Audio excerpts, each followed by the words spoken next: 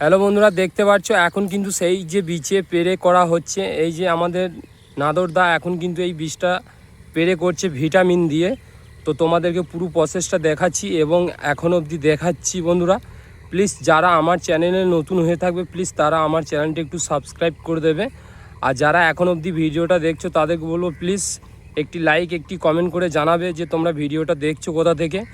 কারণ এই যে গ্রামে থেকে চাষবাসের কাজ সম্পূর্ণ কাজটাকে তোমাদেরকে তুলে ধরেছি।